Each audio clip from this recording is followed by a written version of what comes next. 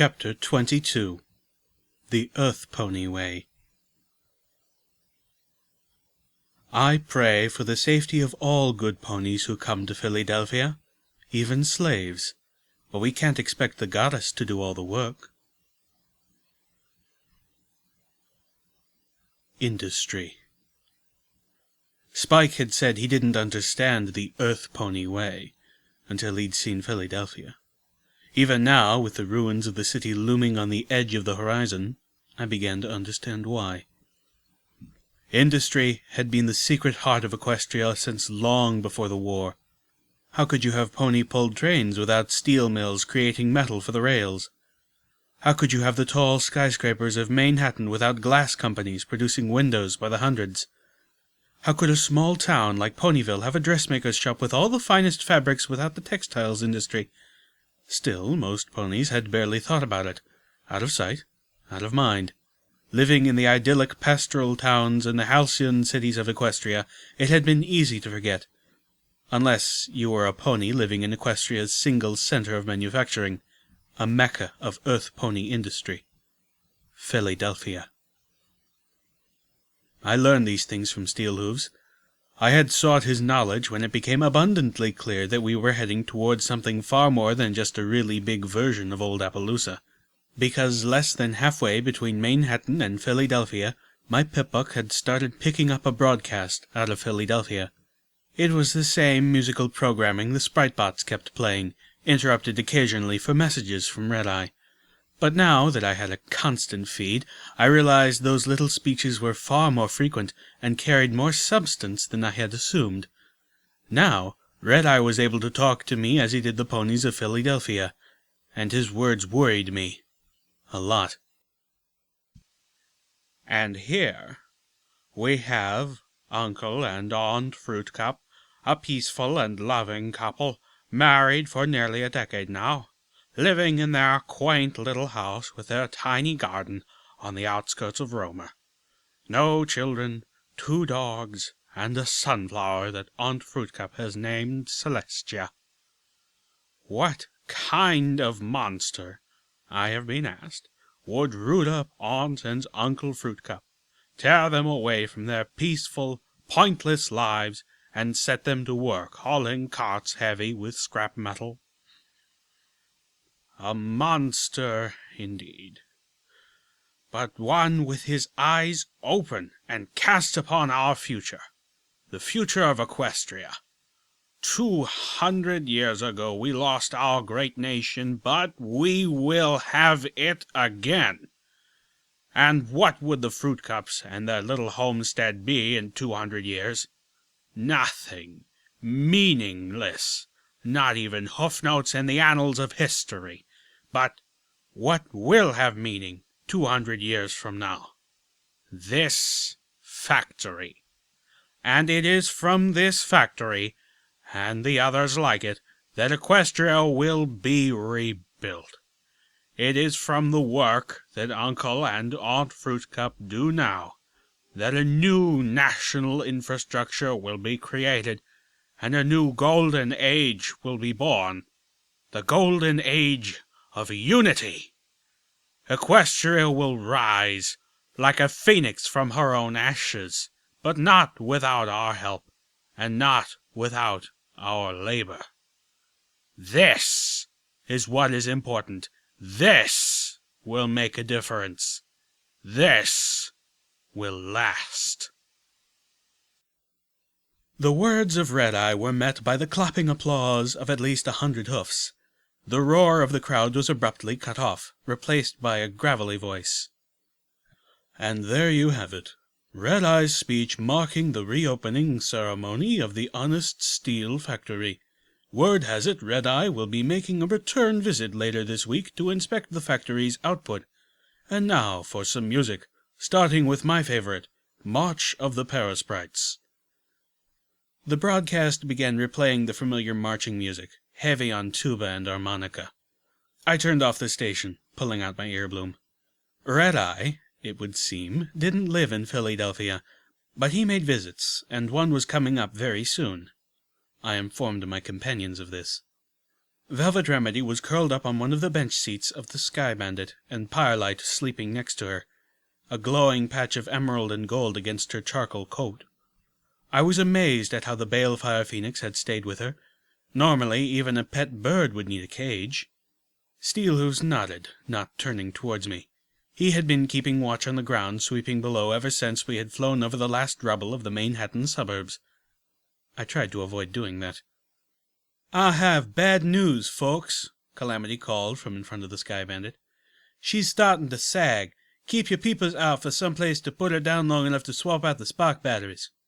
"All I've got is dirt, rocks, and dead trees," Steelhooves called back. "Nothing you want to land on out here." I floated out the binoculars and moved to the edge of one of the windows, braving the impossible vertigo. What are we looking for? Steelhooves continued to scan the ground below. "Any place the hellhounds are less likely to get at us." Hellhounds. I recalled Homage as DJ Pon3 warning ponies about hellhounds in the stretch between Manhattan and Philadelphia. I'd been picturing rabid dogs, like the ones Uncle and Aunt Fruitcup had, only vicious, possibly overgrown and mutated like bloodwings. Sure, the first time I had heard of a hellhound, I'd learned that just one could take out a wagon train of slavers, but then, so could I, and I was hardly frightening. Steelhooves' even voice, however, betrayed a hint of worry, and nothing my mind had been conjuring would even strike alarm in the ancient, steel-clad soldier. What are hellhounds? I caught a shiver pass through Firelight. I suspected the answer would be something much worse than I dismissed them to be. When even the nigh immortal bird is worried... The suspicion was nailed home when Steelhooves and Calamity both turned to look at me as if I had just asked what a gun was. "You don't know what a hellhound is?" Steelhooves asked evenly. "And you decided we should all go to Philadelphia anyway, without finding out what lies between?" Velvet Remedy chimed in. "I've never even heard of a hellhound." Steelhooves face-hoofed, with a clank of metal on metal. Calamity muttered something about stable folk from ahead. "You could fill us in," Velvet Remedy suggested, "or you two can just keep being melodramatic." Steelhooves bristled. "The hellhounds," he nickered, "are simply the most dangerous creatures in the equestrian wasteland. I'd rather face off against alicorns." Velvet Remedy and I exchanged looks. She deadpanned. "Wow, informative. What, are these things a secret?" I smirked. Calamity pushed back his hat, glancing over his left wing at us. "Either of you folks ever heard about Splendid Valley?" My yes came simultaneously with the Velvet Remedy's no. While hellhounds had not struck much of a note in my imagination, a terrifying spectre of Splendid Valley had been painted in my mind by all the dark rumors and foreboding mentions of the place. I looked down over the ruined plains below us, all brown dirt and blackened trees. It didn't look like the barren landscape in the picture in Twilight's Athenaeum, but that had been before the end of the world. It could be... Is that what's between Manhattan and Philadelphia? Splendid Valley? Are we over it right now? I scanned for what could be Maripony. A structure in the distance caught my eye. A large building topped with smokestacks. It looked fairly intact. Giant metal skeletons fanned out from the building in all directions, holding up lines of cable. Calamity barked a laugh. "Oh, hell no! Splendid Valley is closer to Ponyville than to Philadelphia." I was suddenly thankful for the slavers who captured me my first night out of the stable. Without them, what pony could say the direction I would have struck off in? "But what all do you know about Splendid Valley?" "Well, that's where Maripony is." I started, trying to remember everything I had heard, all while wondering where Calamity was leading with this. Steelhooves was silent, which could mean he thought that Calamity was taking the right tack, or just that Steelhooves was Steelhooves. Maripony used to be there because of all the gemstones they mined out of Splendid Valley, but it was converted to something else once all the gems were gone. I licked my lips, trying to think of more. They stored all sorts of magical toxins in the caves under Splendid Valley, and it was the second place hit by a megaspell. "Second place, huh?" Calamity whinnied. "I didn't know that." "You're missing the most important thing," Steelhooves interrupted. More important than megaspells, radiation, and magical toxins? I looked from Calamity to Steelhooves. Yep. When the ponies decided to mine Splendid Valley, they had one small problem. The valley was inhabited. Velvet Remedy's eyes widened. Wait, they mined ponies' homes? Not ponies. Steelhooves answered, interjecting. Gemstones meant magical energy weapons, crucial for the war effort. It was decided that the creatures living in Splendid Valley had to move. The valley belonged to the nation of Equestria, and it was needed. I felt a rock growing in my stomach. Only not all of the inhabitants seemed to get the message, and after the ponies had stripped the place clean, several families moved back into the caverns. Back in to where the Ministry of Arcane Sciences was storing hazardous magical waste? And to where the zebras set off a balefire bomb. Steelhooves added. Goddesses, Velvet Remedy gasped. And they survived? Those poor... what were they again? Diamond dogs, Calamity called back. I froze. Wait, hold on. Are you telling us that the creatures that Rarity defeated by whining have become the most terrifying monsters in the Equestrian wasteland? Yep. I looked to Steelhooves in disbelief, but his helmet nodded. They're big, they're fast, and they're extremely aggressive. They have claws that can tear through armor like it was soft cloth. I've even seen one claw their way through an Alicorn's magical shield. Fuck. Well, makes me glad we're up here where we can shoot at them and they can't get at us. I paused. They can't fly, can they? Nope, Calamity said, much to my short-lived relief. But they can dig. Fast, and pretty much through anything. When they come after you, they can stay underground till they're right beneath you. Ground might tremble a bit, that's all the warning y'all will get before they'll rend you apart. And they sure ain't gonna stand around where you can shoot at 'em. Worse, Steelhooves asserted. they're smart. They aren't animals like manticores or bloodwings. They've gotten hold of magical energy weapons, reverse-engineered them, and rebuilt them for holding in their claws. They don't have the magic to create new ones, but they sliced their way into the Splendid Valley Armory and stole over 100 weapons, all of which, we must assume, have been repurposed. So, Velvet Remedy said slowly, they can shoot at us, and we can't get at them. Cocking her head towards me, she snarked, Well, thank you, Little Pip. I adore the places you take me. What is this place? I asked, staring at the huge smokestacks as I stepped out of the Sky Bandit and onto the broken roof of the building that I had spotted in the distance.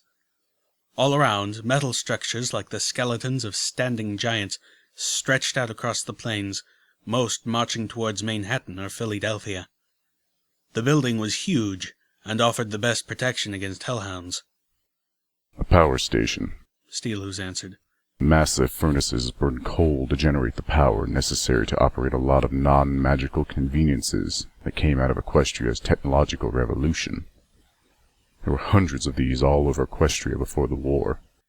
He pointed a hoof to the cables that the metal skeletons were holding up. Those carried the power created here to the cities. Wow. I floated out the binoculars and gazed out along one of the marching lines of metal structures. About a mile away, several had collapsed, the lines severed and dangling from their still-standing compatriots. This was so much bigger than the once coal-powered train engines I had seen in New Appaloosa and Junction R7. Calamity had detached himself from the Sky Bandit's harness and was preparing to crawl under the passenger wagon as Velvet Remedy fished spare spark batteries out of her saddleboxes. Floating my binoculars back into my saddlebags, I cast a look about the roof. On one end was a small tower with a door. My curiosity woke up and began digging into my mind with a persistent hoof. Shrugging, I trotted towards the door, pulling out my screwdriver and a bobby pin in anticipation. No reason not to just take a look. I was thrilled when the door was locked. Crouching, I got to work.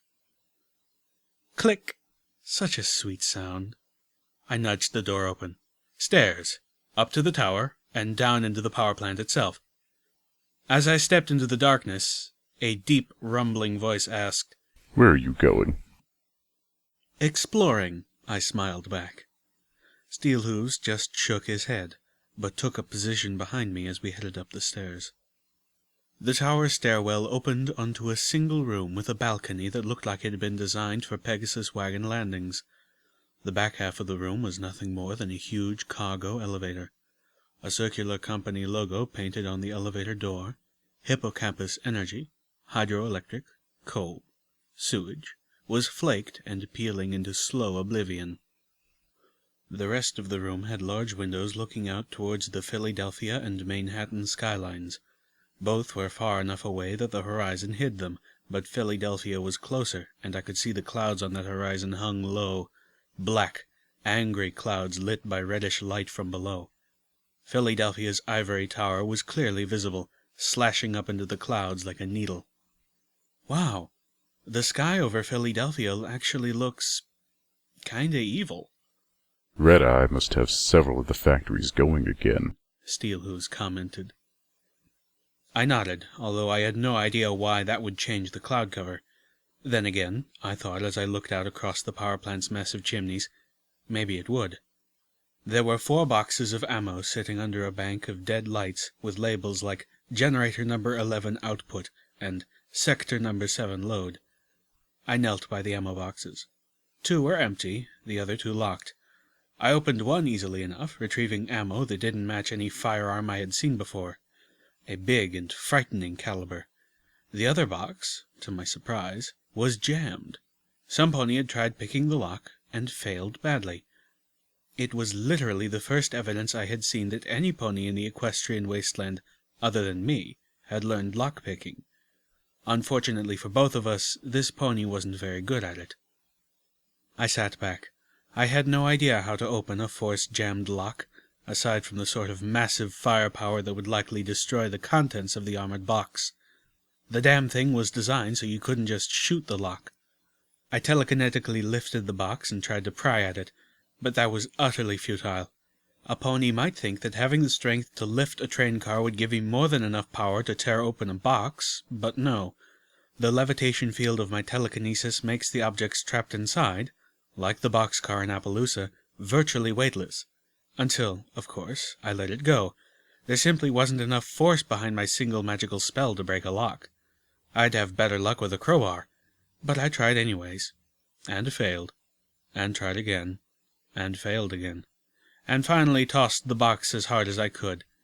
It hit with a thud that did no further damage to the box, but left a small crack in the plaster covering the wall. "Done now?" a smooth, feminine voice asked from the stairwell. "Or would you like to jump on it with your hooves for a while first?" I blushed, looking at Velvet Remedy. How's Calamity doing?" She sighed, looking out the window at the Sky Bandit on the roof below. "Do you think there's any chance of getting him a bath in Philadelphia?" She looked across at Steelhooves. "I suspect an actual spa is right out." I laughed. Good luck trying to get Calamity into a spa, even if there is one. The stairwell down led to a set of offices adjacent to a break room. While Steelhooves and I took the offices, Velvet Remedy trotted towards the latter to scavenge any foodstuffs from what had once been the employee refrigerator. I felt confident that everything she would find would be vegetarian, no matter the actual contents. The offices had windows on opposite sides. To the back, the windows had once peered outside, but they had been so caked with dust over the centuries that the weakened sunlight that made it through the clouds was not strong enough to penetrate. Opposite these were windows that stared out over the power plant's main floor, filled with enormous generators and a wall of furnaces. A metal catwalk bisected the air above, leading from the offices here to what looked like an overmare's office on the far side. How did catwalks over heavy machinery become the dominant aesthetic? Horrifying memories of iron-shod firearms were flashing through my head. Although, fortunately, this place seemed utterly deserted. Looking around, I could see where there had been turret emplacements, but they were destroyed. Further catwalks and suspended stairwells led down to the floor of the plant, and on one was the crumbled remains of a brainbutt and a few piles of mildly pink ash. Further evidence of the scavengers who had come before us. I turned back, having already decided to cross the catwalk and explore the office beyond, but not with steel hooves. Precious experience had told me that having someone as heavy as he was on those catwalks would be 4 hooves of no. Steel Hooves was looking at a framed sheet high up on another wall. A badly faded page from a newspaper stared back. I trotted over, having to plant my 4 hooves on the wall to get the height to read it. The pony who hung the frame was not thinking of shorter ponies. The main article featured a picture of this power plant, or at least one that could be its identical sister. Hippocampus Energy Plant No. 12 opens amidst controversy. Pegasus and Unicorn protesters decry environmental impact. The story dominated the page, pushing aside lesser stories, such as Philadelphia's prestigious Alpha Omega Hotel to host this year's Summer Sun celebration, and coal prices continue to rise as relations with Zebra Nation remain strained. Princess Celestia promises amiable resolution soon, to make room. A thought hit me. Back in New Appaloosa, Calamity had said something. All the coals in strange, far-away lands, full of zebras. I dropped to all hooves, turning my head towards Steel Hooves. Hold on, I said, feeling dumbstruck for the second time in as many hours. Equestria didn't have any coal. I waved a hoof at the power plant. Are you telling me you ponies built Equestria's entire infrastructure on a power source you didn't have? Steel Hooves said nothing. That's insane! What pony does that? Steel Hooves just stared as I had a mental meltdown trying to parse that idea. Finally, he stated, Why would it be a problem? We had resources the zebras needed. They had coal. We trade. Everybody's happy. Yeah, sure. Until some pony, or some zebra, figures out they don't have enough to go around anymore, or decides they just don't want to share. I turned away, my eyes falling on the desk and the strangely pristine coffee mug still sitting on it. I allowed myself the distraction of marveling at how, in all these dusty, tattered, decaying ruins, a coffee mug would be the thing in finest condition. I glanced across at the other desks and a table beyond. Yes, there wasn't one that I wouldn't have felt safe drinking out of, except for the one where Baby Radroach had apparently decided to drown itself. I shuddered a little, and decided that the coffee mug maker had employed some minor magic in their creation. A little spell meant to keep them from being stained by the coffee that had left them the cleanest things in all of Equestria. Several of the mugs had the company emblem, Hippocampus Energy, hydroelectric, coal, sewage.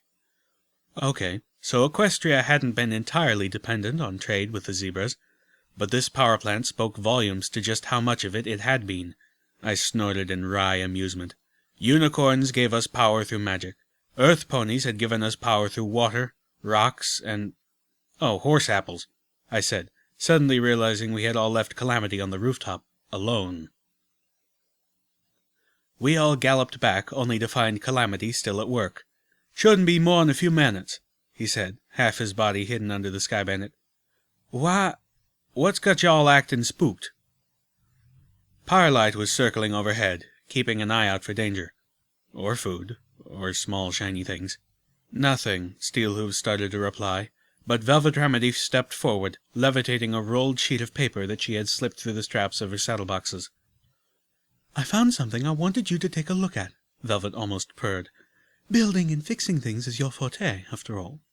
Calamity pushed himself out from under the Sky Bandit to take a look. Velvet Remedy cringed back slightly. He was as filthy as she had feared. Sure, what you got for me? Taking a few steps back from Calamity, Velvet floated the roll of paper between them, uncurling the schematic. The paper was darkly stained with blood, but most of the writing was still legible. Calamity leaned forward to study it. Out of the corner of my eye, I saw Firelight dive down below the roofline. A moment later, there was a crackle of green flame. The majestic predator returned with a roasted squirrel in her beak. She dropped it on the roof next to Velvet Remedy and began pecking at it. I boggled internally as Velvet, who not minutes ago had edged back from a dirt and grease-smeared Calamity, only smiled at the very carnivorous actions of the balefire phoenix. Calamity let out a low whistle. Well, some pony was sure inventive. He looked up at Velvet Remedy.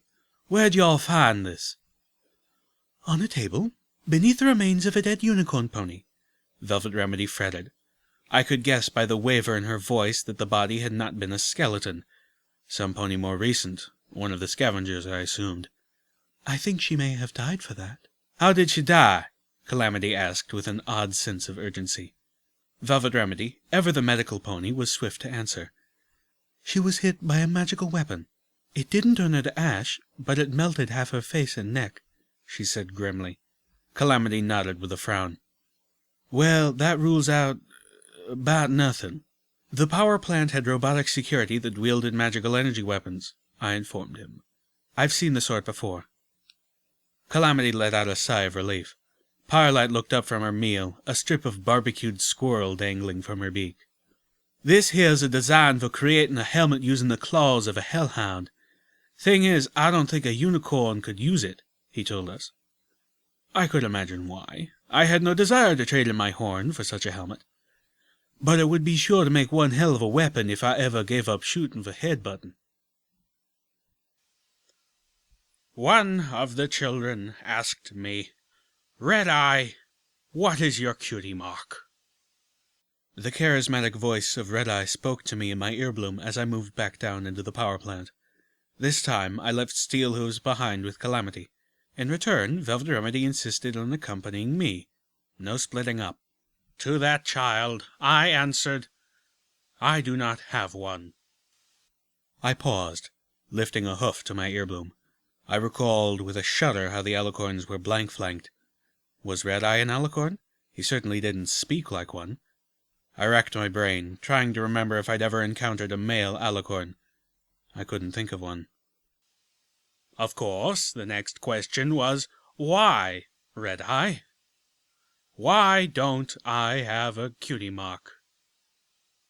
Because I chose not to have a cutie mark. Why would I want one? Am I really going to let a picture on my flank determine my future? If I find something that I really enjoy, do I need an icon on my ass to tell me? Of course not. To many ponies, cutie marks are more about what you can't be. How can you expect to be a great scientist if your cutie mark is a rake? Or an amazing artist if your flank has a picture of a pile of hay? Who is going to give you the chance? But if your flank is bare, then the possibilities are endless, and the choice is up to you.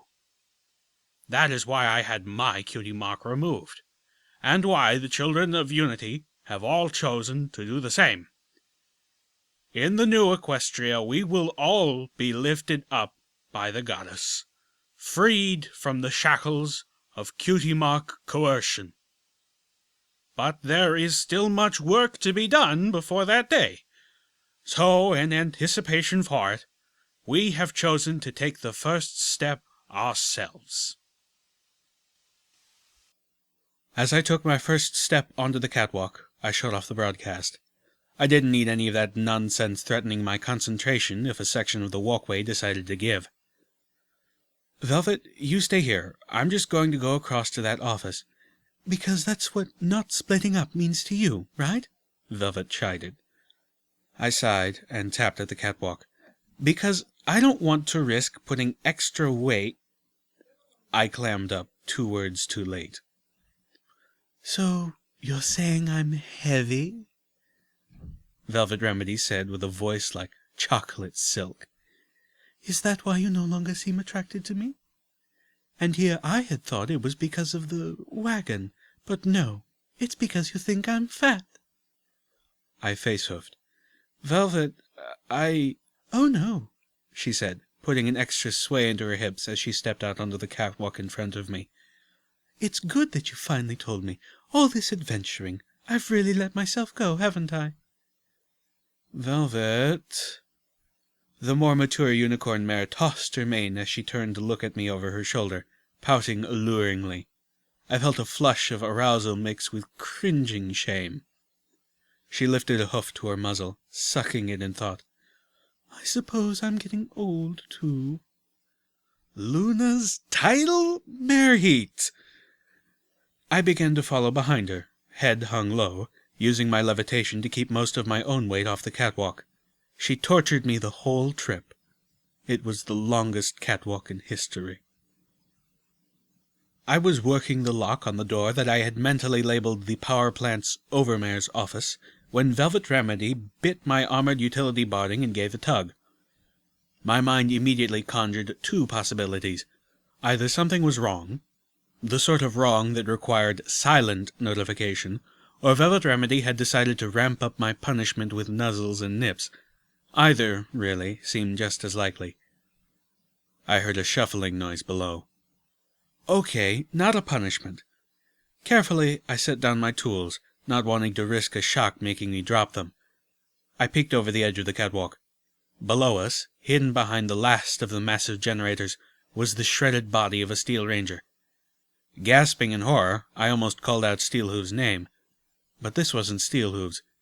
The armor had subtle differences to the design which told me this ranger had been a mare. Lumbering over the corpse was a hulking, demonic creature, canine only in the broadest comparison, 3 times the size of the armored pony whom it was tearing to ribbons with deadly claws that sliced through the armor like it was papier-mâché. The hellhound stopped, sniffing at the air. It raised itself up to full height, then let out a pained howl, dropping back to all fours again. One of the creature's legs was crippled and deformed. The Steel Ranger had gotten in one good hit before falling to the monster. The monster reached over and picked up a bizarrely designed magical energy rifle from the floor. Again, it began to look around. Velvet Remedy crouched flat against the catwalk. I shied away from the edge. We held our breaths. We heard a grunt, then a whimper and shuffling. It was moving, but to where? I carefully lifted the screwdriver and bobby pin again, hoping that this office offered a back way out. I didn't want to crawl back across the long catwalk. If it could smell us, I wanted out of this room quickly. The tumblers fell into place. The door opened with a click that felt deafening. We both heard an odd vocal sound from somewhere below. We both rushed into the room as quickly as we could, and I gently pushed the door closed behind us, but it was too late. I could see the monster climbing up one of the sets of stairs like a monkey, if that monkey were made out of death. I looked immediately to the wall where the elevator had been in iron-shod firearms. No such luck. I took in the room quickly. Desk, terminal, wall, weapons cabinet. A weapons cabinet in a power plant? Filing cabinet, office fridge, miscellaneous badly decayed furniture. No other exit at all. I figured it would take the hellhound all of seconds to claw through the door. It would take longer, with its bad leg, to get across the catwalk. Velvet Remedy galloped to the far corner, horn beginning to glow. Damn it, if these things could claw through an alicorn's shield, what good would Velvet's do? I floated out Little Macintosh and my sniper rifle, although I would have only the slimmest chance to get a shot off with the latter before the monster closed the distance and killed me. We waited. As the seconds dragged on, I started counting the missed opportunities to swap out ammunition for something with more punch. But as much as I yearned to do so, I was certain the moment I emptied Little Macintosh would be the moment the hellhound came through the door. Velvet Remedy was trembling, tensely holding her spell. She was shooting me furtive looks that I couldn't interpret, but didn't dare even whisper. We waited several more seconds. By my estimation, the hellhound should have already reached the door. Was it just sitting outside, or had it gone away? I forced myself to think through the clouding effect of fear. Steelhooves said these things were smart. It could be planning. But what would it be planning? What would I plan if I was an incarnation of death, a wounded one? What I wouldn't do is charge in through the door where the ponies on the other side were waiting to shoot me. No, I'd set a trap. It was setting a trap. My mind had snatched that idea when Velvet whispered one of her own. "It tracks by scent," she hissed. "What if it went the wrong way?" I didn't think that was likely. It must have heard me shut the door behind us. But, if Velvet Remedy was right, then that meant it was heading up towards Steelhooves and Calamity, and we were wasting precious seconds that we didn't have. Of course, if I was right, rushing out to save them would be exactly the trap-springing mistake it was looking for. Cautiously, I inched towards the door. I was nearly to it when I heard a sound from somewhere on the other side, faint and brief and unfathomable. I jumped, backpedaling until my tail hit the far wall. I crouched, cowering, and readied my weapons to shoot. All of them. With a sense of utter dread, I grew tired of waiting. My nerves were frazzled from adrenaline. The room's musty, dilapidated odor was giving me a headache. I thought I had heard the strange sound a few more times, but it was so faint through the door that it could just have easily been the whispers of my mind playing tricks on me. By now, if the monster had gone after Steelhooves and Calamity, they were already dead. If it was stalking us, it was clearly willing to wait forever. "Fine," I hissed. "I'm going to find out what we're going to die for, and then I'm leaving. Slow and careful. I'm expecting a trap." Velvet Remedy nodded. "Just keep out of the hellhound's way. I've got a plan." Velvet Remedy had a plan? Velvet? I quickly chided myself for being so surprised.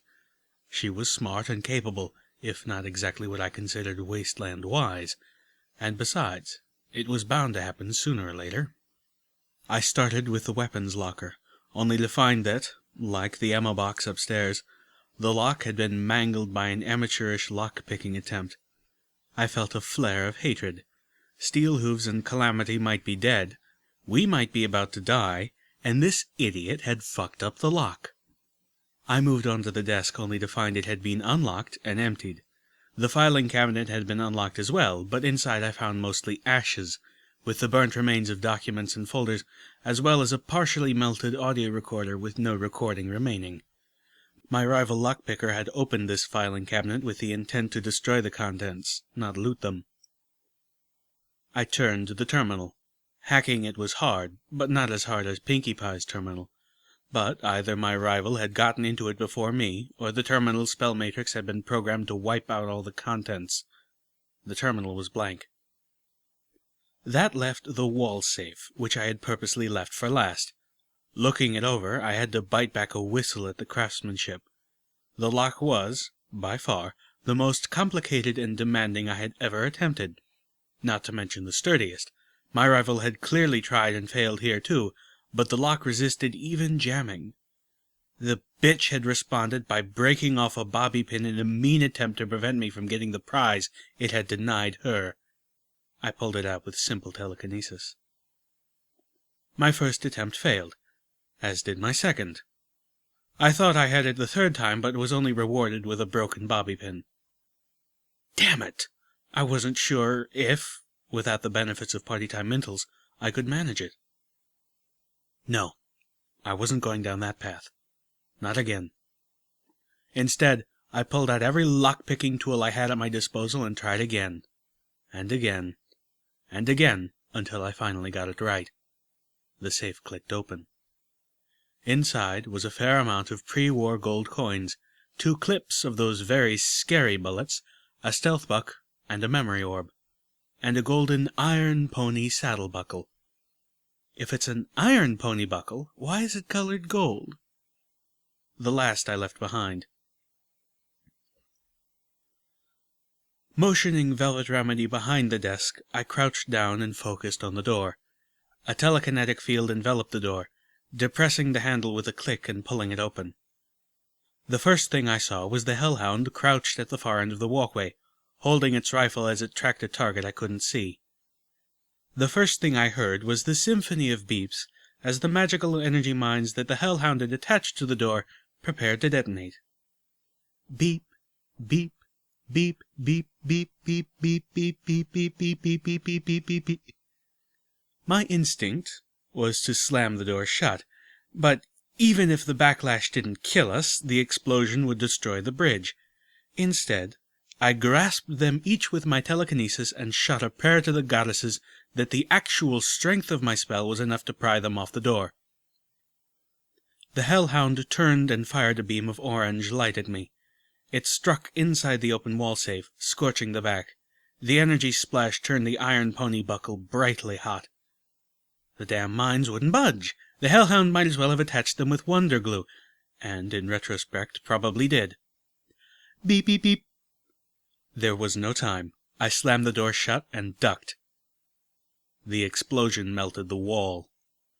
It also turned enough of the floor to goo that the desk fell into the room below us. Without thinking about it, Velvet and I leapt down after it. The last thing I thought I saw before I plunged into the darkness below was Firelight soaring across the wide open space above the generators, the hellhound trying to track her with its rifle. The last thing I heard was the rending sound of metal.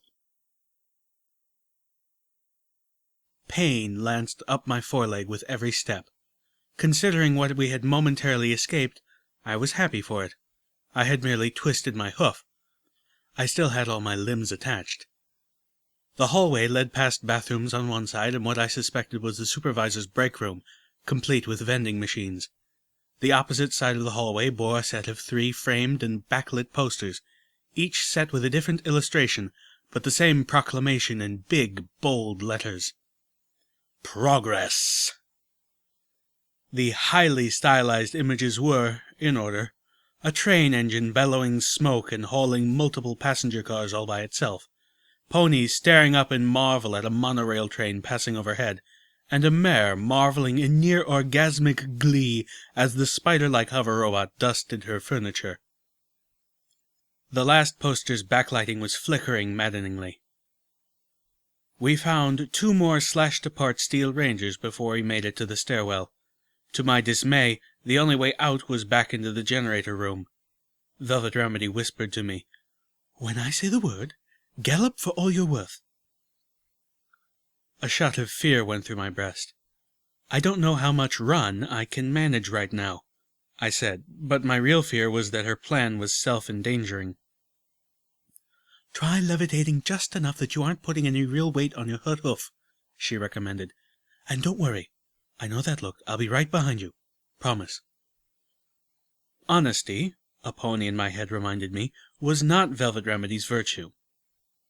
"You better be, or I'm coming back." She nodded.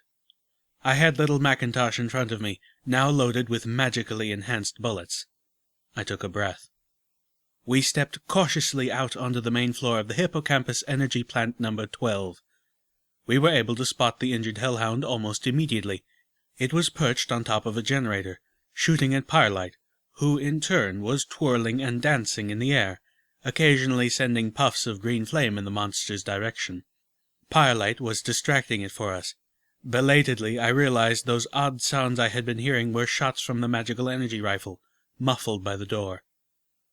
Notes to self.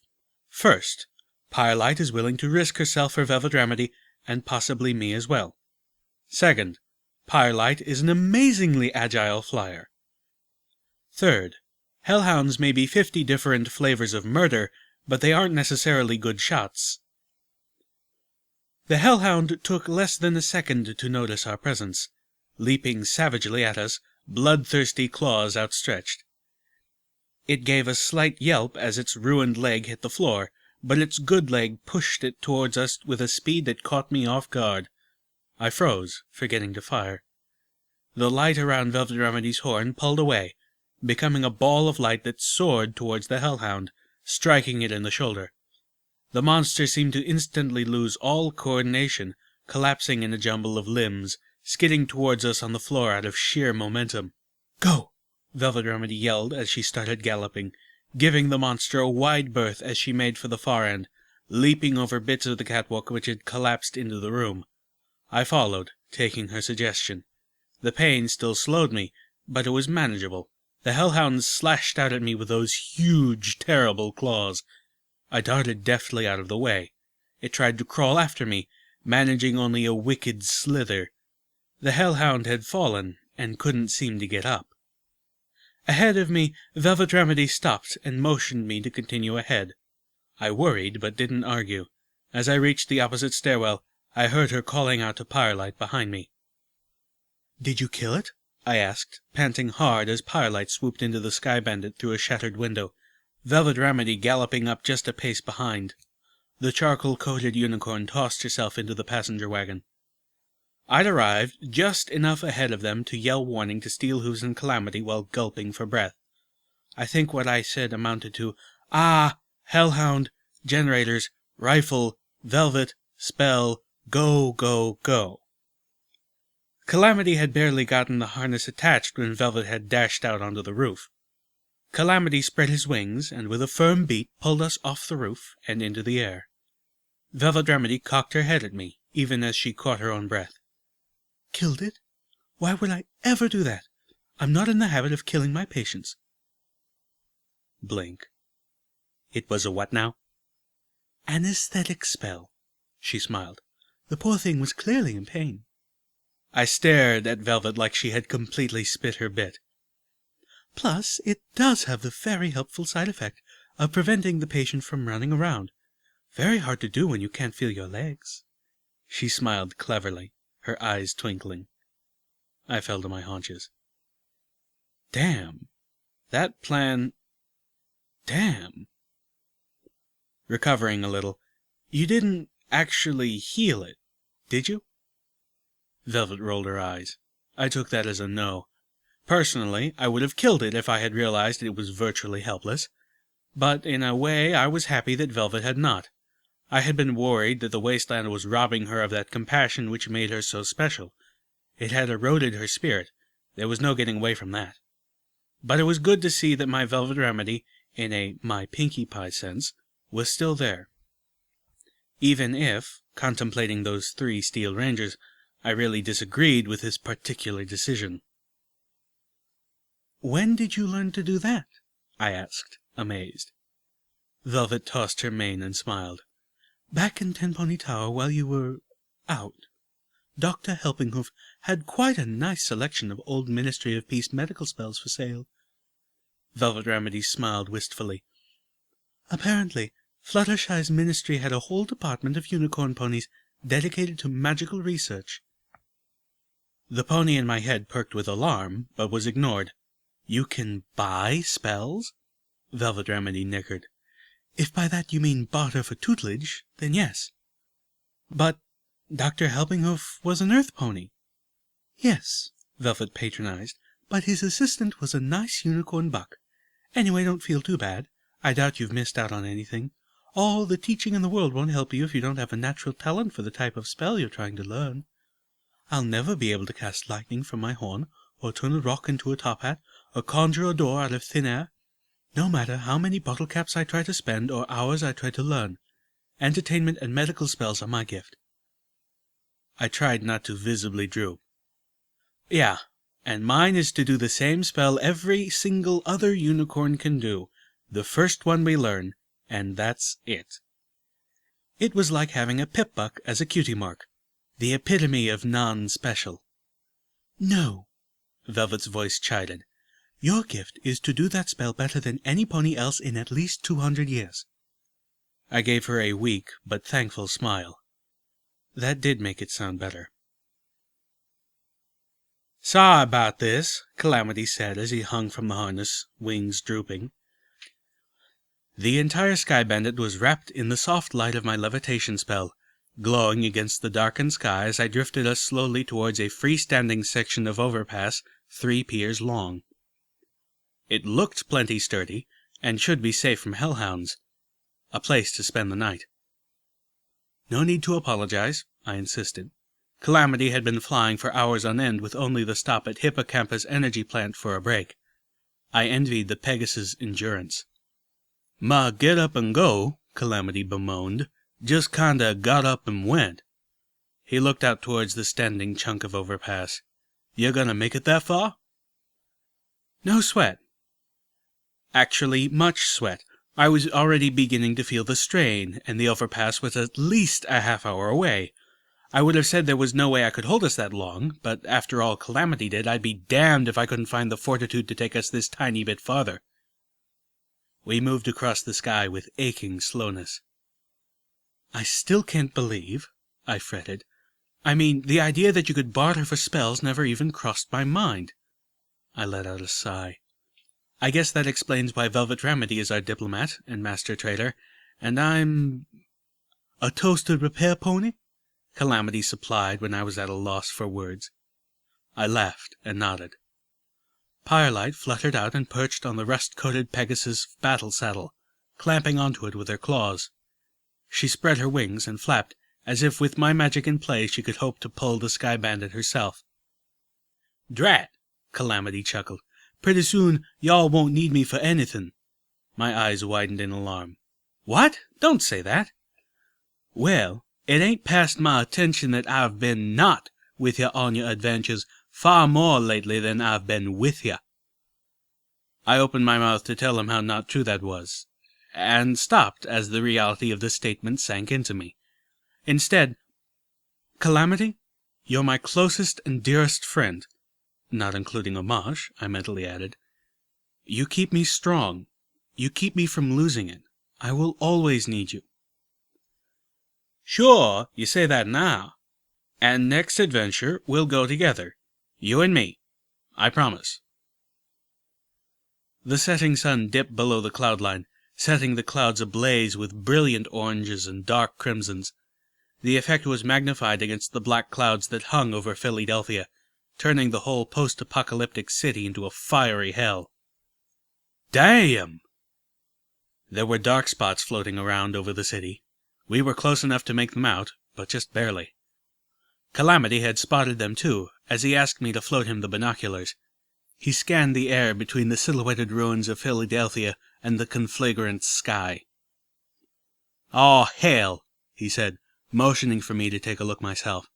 I floated the binoculars to my own eyes and stared towards Philadelphia, seeing hundreds of molten fires in the black below. Chimneys poured out constant smoke. The draconic skeleton of a massive roller coaster added an alien touch to the city's skyline. The dark silhouette of the Philadelphia town shot upwards into the sky. Following it with my gaze, I saw them. Dozens of pink dirigibles, shaped like creepy pink smiley faces, complete with ears and mane, floating around the sky above the city ruins. Pinkie Pie balloons. "There's a name for 'em?" Calamity gave a shudder. "Anyway, I was more looking at what the ponies in those Pinkie Pie balloons were packing. We sure as hell ain't flying into there." I looked again, turning up the magnification as high as it would go. I saw earth ponies attending mounted rifles easily 2 ponies long, scoped and terrifying. They were what my sniper rifle would like to be when it was all grown up. "Anti-machine rifles," Calamity informed me. I now had a very good idea what my scary new bullets were supposed to be for. He was right. Taking the Pegasus-pulled bomb anywhere near that skyline was a death sentence. From here on in, we walked. We'd be sneaking into Philadelphia on hoof. I sincerely hoped we were out of Hellhound territory. How did the much deified Princess Celestia and Princess Luna allow our land to become like this?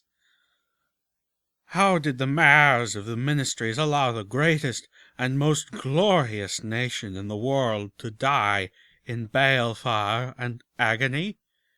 The answer is quite simple. Incompetence. For generations, the hard-working ponies of Equestria toiled to build this great land, and the leaders sat back and reaped the benefits.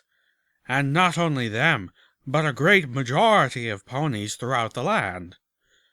They enjoyed the fruits of hard labor without lifting off themselves. They lay back, slept on clouds, idled their days away like parasites feeding on the sweat of the workers.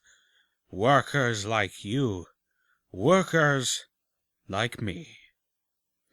They became selfish and lazy, and laziness, my little ponies, breeds stupidity. The destruction they brought down on us was, in a word, inevitable. They couldn't do any better because they weren't any better. But today we all work, and tomorrow, when our toil is done, we will step forward and be accepted into the loving embrace of the goddess and be transformed. And in the coming unity, we will all reap the rewards of our own brows, together, as equals.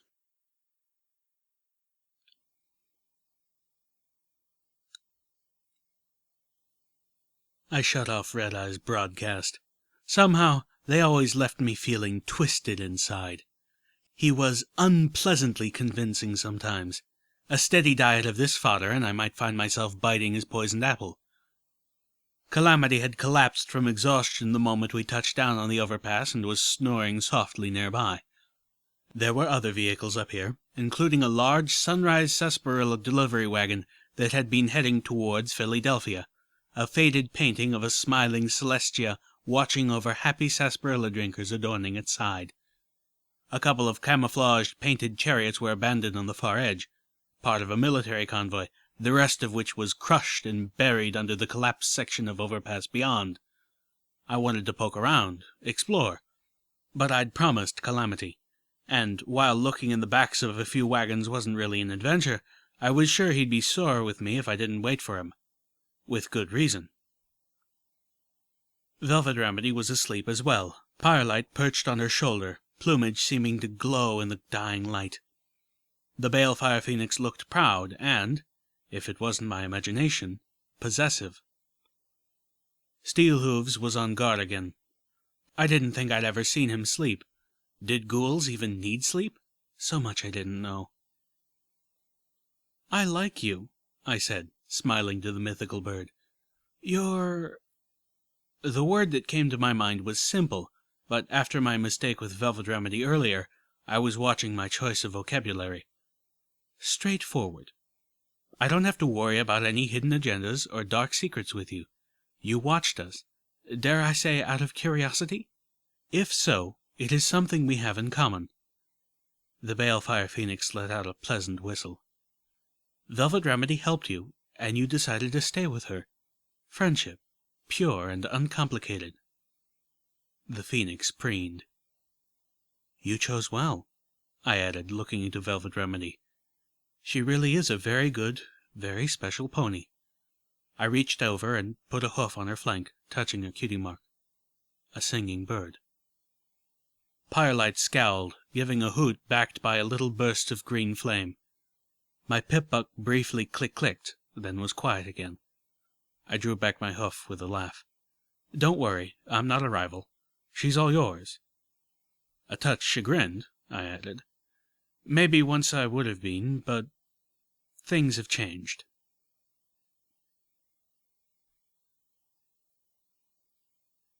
The green and gold phoenix cocked her head. I found a way to explain. "Velvet put me in a cage. It was for my own good. I was sick and hurting myself, but after that—" I paused. "We're just good friends." Firelight seemed satisfied with that, but I wasn't going to pet Velvet Remedy's flank to find out. I was having trouble sleeping. The fright earlier and the worries of what lay ahead merged into a constant buzz in my head. I couldn't afford to go into this new situation half stupid from lack of rest, but that worry only made it worse. I couldn't force myself to sleep. I'd tried. A distraction might help derail the worried thoughts swarming over my head. I pulled out the memory orb from the power plant. I stared at it for a moment, running through a mental checklist. I wasn't in battle or imminent danger, so it should be safe. On the other hoof, these orbs were always a gamble. I remember the sickening experience of the damaged memory orb all too vividly. Part of me also wondered if I was just using lack of sleep as an excuse to indulge my curiosity. I probably was. Well, that was okay. Who didn't have their vices?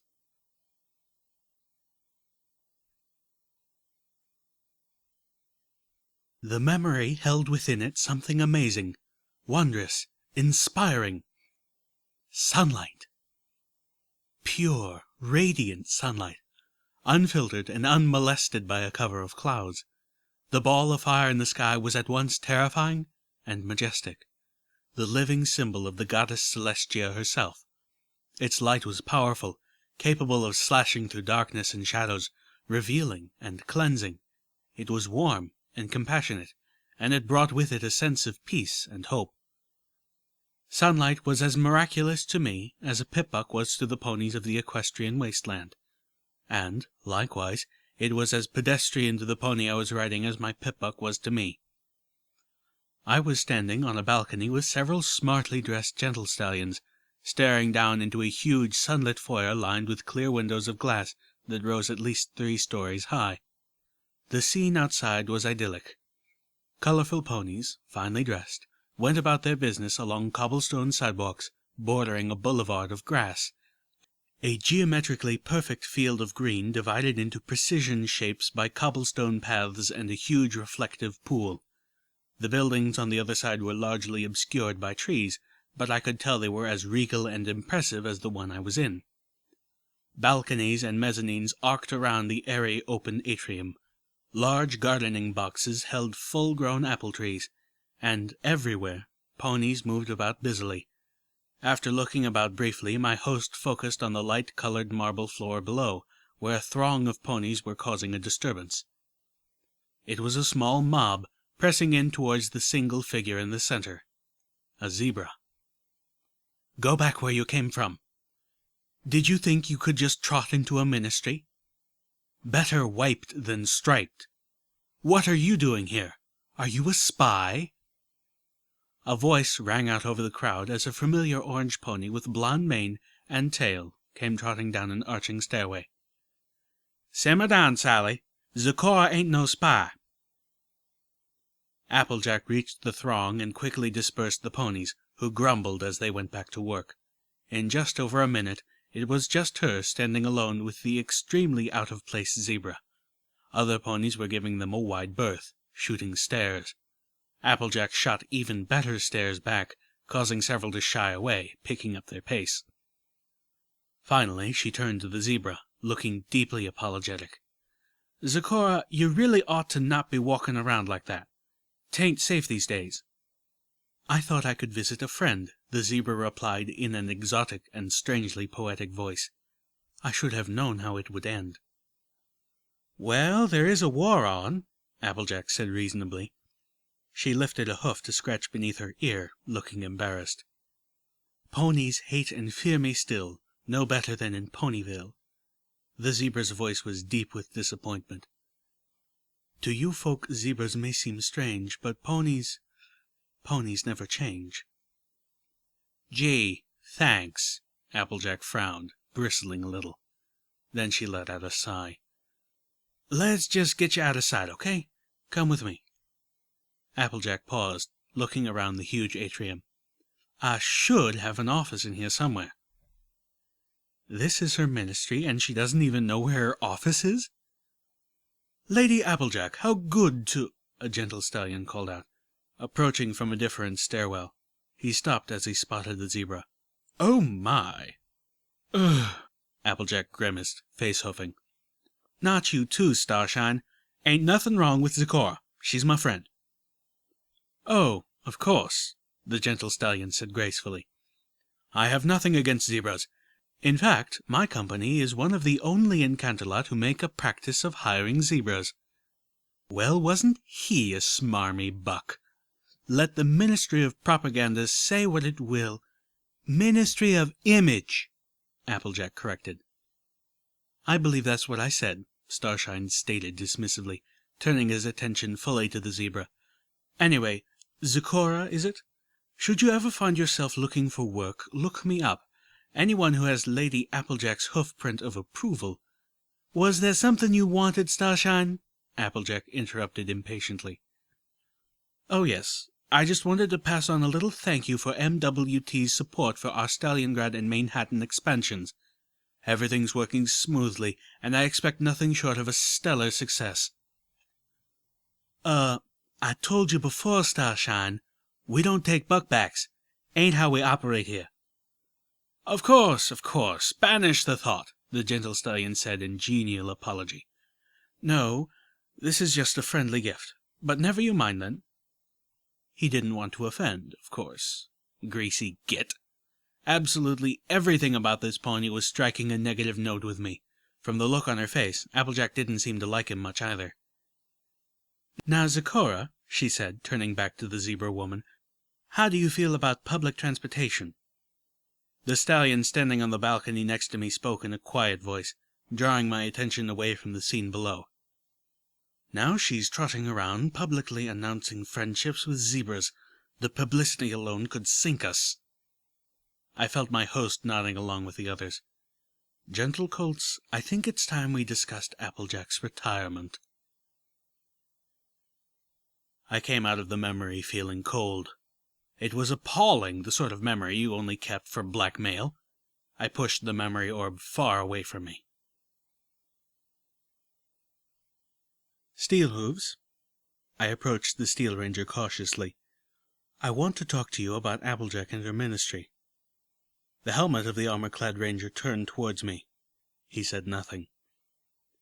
"You knew her, probably better than anyone other than family and her lifelong friends. What happened?" Megaspells fell. Steelhooves deadpan. Every pony died. I sighed. He was going to be that way about it. I tried again. "What happened between her and the Ministry of Technology?" Are you ordering me to tell you? He asked strangely. "No," I said, the question making me feel awkward. "I'm asking you. I wanted to know."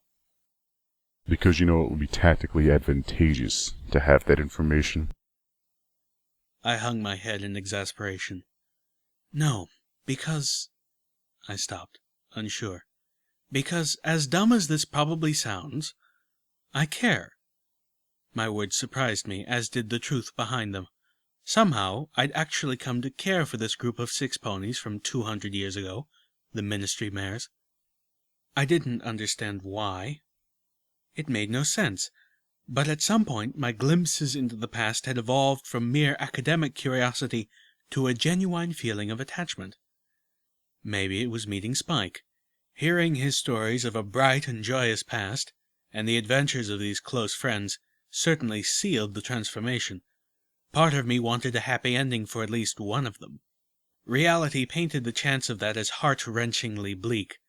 I knew that, but I wasn't willing to stop hoping anyway. Looking past Steelhooves, I took in the night-shrouded equestrian wasteland.